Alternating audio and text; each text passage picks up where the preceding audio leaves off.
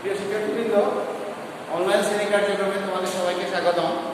আজ আমরা আলোচনা করব সপ্তম শ্রেণীর সামাজিক বিজ্ঞান বিষয়ের সপ্তম অধ্যায় নিয়ে। সপ্তম অধ্যায়ে যেটা আলোচনা করবো সেটা হচ্ছে বাংলাদেশের জলবায়ু পরিবর্তনের কারণ।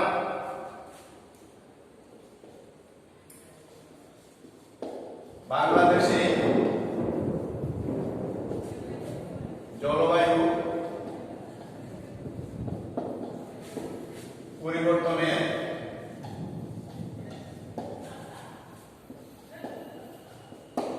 কারণ।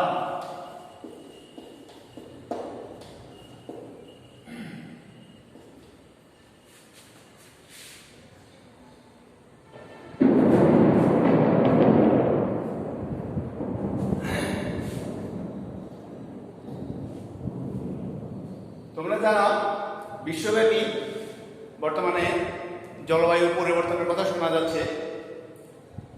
তো বিশ্বে যেহেতু জলবায়ু পরিবর্তন হচ্ছে, বাংলাদেশ বিশ্বের বাইরে নয়, বিশ্বের অন্তর্ভুক্ত একটা দেশ, এখানে জলবায়ু পরিবর্তন হচ্ছে। জলবায়ু পরিবর্তনের জন্য যেটা মূল কারণ সেটা হচ্ছে গ্রিন হাউস এফেক্ট।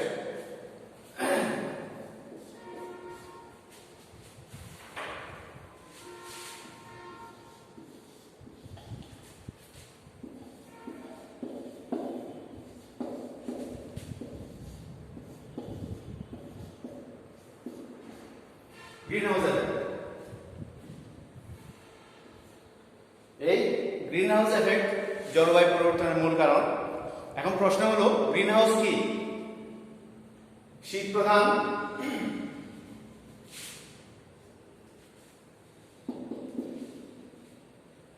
প্রধান দেশে তুষারপাত থেকে রক্ষা করার জন্য উদ্ভিদের চারাগুলোকে সবুজ কাঁচ দিয়ে ঢেকে রাখা হয়।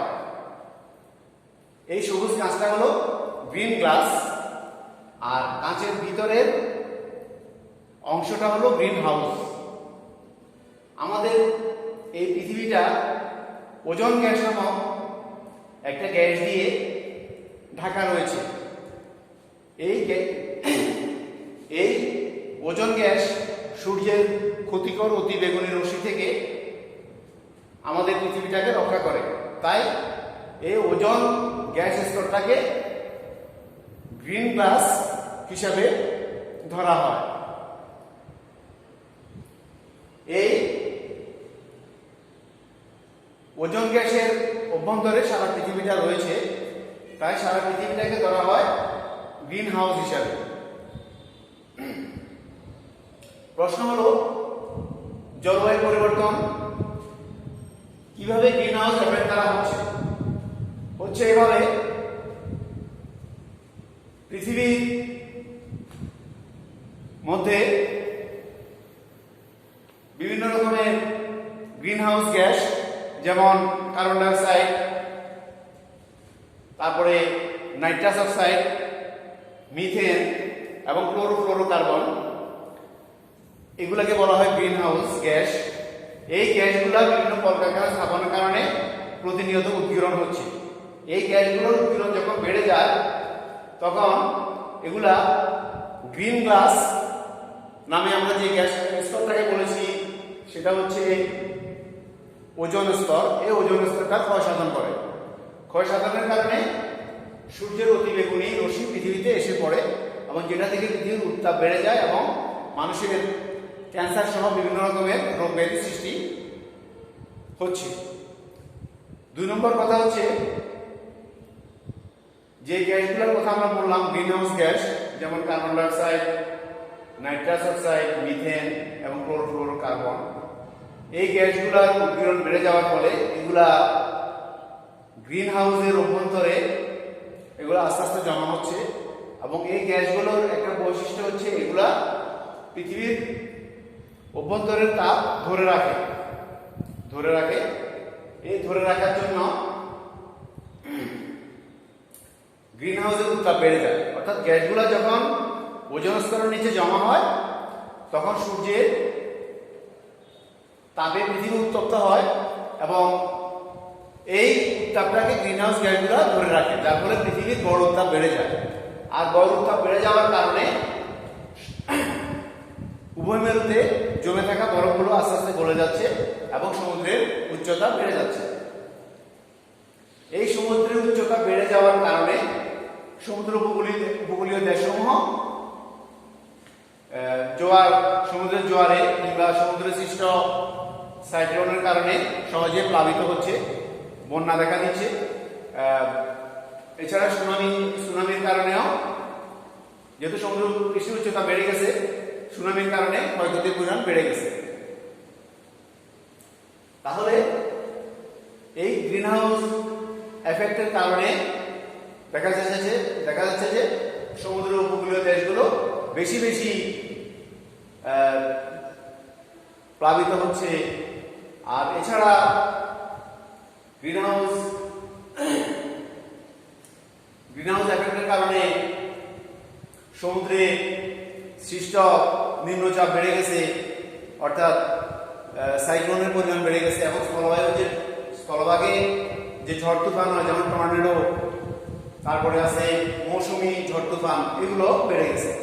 মোট কথা হলো এই গ্রিন হাউস এফেক্ট সারা পৃথিবীর জলবায়ু পরিবর্তনের জন্য কম বেশি দায়ী। তাই এই গ্রিন হাউস এফেক্ট বা গ্রিন হাউস গ্যাসগুলো হ্রাস করার জন্য উন্নত দেশগুলো বিভিন্ন সময়ে সভার আয়োজন করে এবং সেখানে উন্নত দেশের প্রতিনিধিরা উপস্থিত হয়ে গ্রিন হাউস গ্যাস কিভাবে নির্গমন হ্রাস করা যায় সেটা নিয়ে তারা আলোচনা করে। তাহলে দেখতে পাচ্ছি আমরা বাংলাদেশ সহ সারা পৃথিবীর জলবায়ু পরিবর্তনের জন্য গ্রিন হাউস এফেক্ট অনেকাংশে দায়ী। এছাড়া পৃথিবীর জলবায়ু পরিবর্তনের জন্য আরো কিছু কারণ রয়েছে। সেটার মধ্যে আছে বনভূমি ধ্বংস করা। বনভূমি ধ্বংস করে পৃথিবীর অনেক দেশেই আবাসভূমি নির্মাণ করা হচ্ছে। আর এই বনভূমি ধ্বংসের কারণে ভূমিক্ষয় বেড়ে গেছে, ঝড় তুফানের প্রকোপ বেড়ে গেছে, আর উদ্ভিদের যে প্রসারণ হয় বা জলীয় বাষ্পের নির্গমন হয় সেটা কমে গেছে, যার প্রভাবে বৃষ্টিপাতের পরিমাণ হ্রাস পেয়েছে। এছাড়া আছে জলবায়ু পরিবর্তনের জন্য আরেকটা কারণ, সেটা হচ্ছে পাহাড় পর্বত কেটে ফেলা। পাহাড় পর্বত কেটে ফেলার কারণে যে সমস্ত পর্বতগুলো ঝড় তুফানে বাধা দিত বা সমুদ্রের জলোচ্ছ্বাসকে প্রতিহত করত, সেগুলো আর করা হচ্ছে না, যার ফলে বিভিন্ন দেশ সাইক্লোন সহ বিভিন্ন রকমের প্রাকৃতিক দুর্যোগে আরো বেশি ক্ষতিগ্রস্ত হচ্ছে। আরো একটা জলবায়ু পরিবর্তনের জন্য আরো একটা কারণ হচ্ছে, সেটা হচ্ছে নদ নদীর গতিপথ পরিবর্তন। পৃথিবীর বিভিন্ন দেশ বিভিন্ন কারণে নদ নদীর গতিপথ পরিবর্তন করছে। এই গতিপথ পরিবর্তনের কারণে দেখা দিচ্ছে জলাবদ্ধতা দেখা দিচ্ছে, কিংবা অল্প বৃষ্টিতে প্লাবন দেখা দিচ্ছে, অর্থাৎ বন্যা দেখা দিচ্ছে। এটা জলবায়ু পরিবর্তনের একটা কারণ। আরেকটা কারণ হচ্ছে ভূগর্ভস্থ পানি উত্তোলন।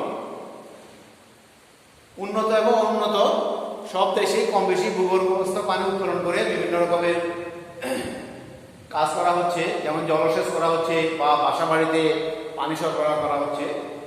এই ভূগর্ভস্থ পানি উত্তোলনের কারণে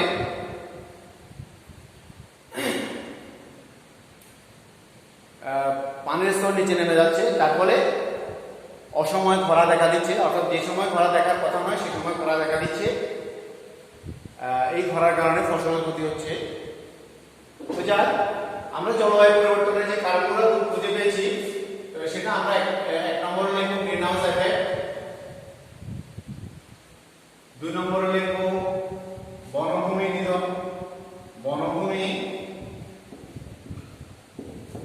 ধ্বংস করা,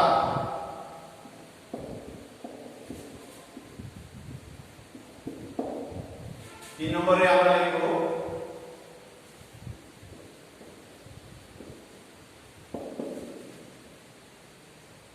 পাহাড় পর্বত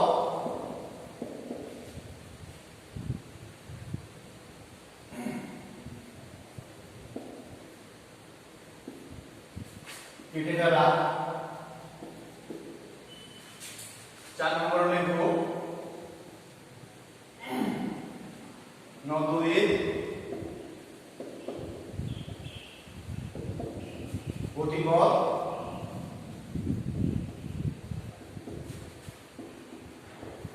পরিবর্তন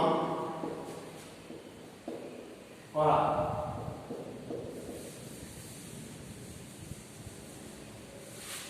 নদ নদীর গতিপথ পরিবর্তন করা।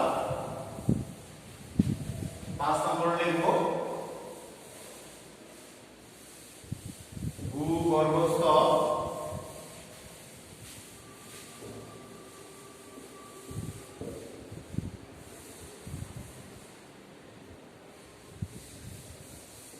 পানি অতিমাত্রায়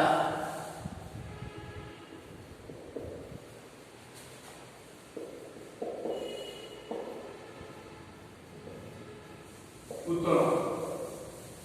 তাহলে যদি প্রশ্ন আসে যে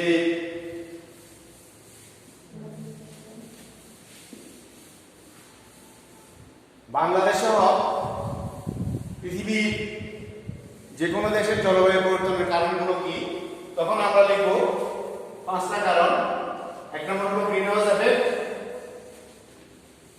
2 নম্বর হলো বনভূমি ধ্বংস করা, 3 নম্বর পাহাড় পর্বত কেটে ফেলা, 4 নম্বর নদ নদীর গতিপথ পরিবর্তন করা, 5 নম্বর ভূগর্ভস্থ পানি অতিমাত্রায় উত্তোলন করা।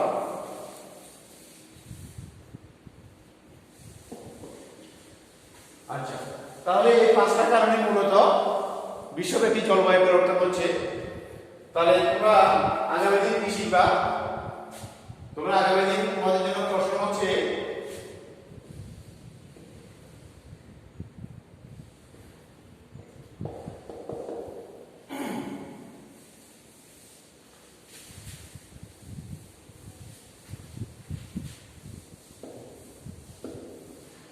জলবায়ু পরিবর্তনের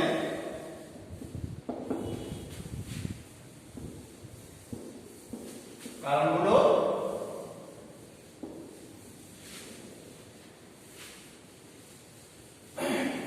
জলবায়ু পরিবর্তনের কারণগুলো আলোচনা করব।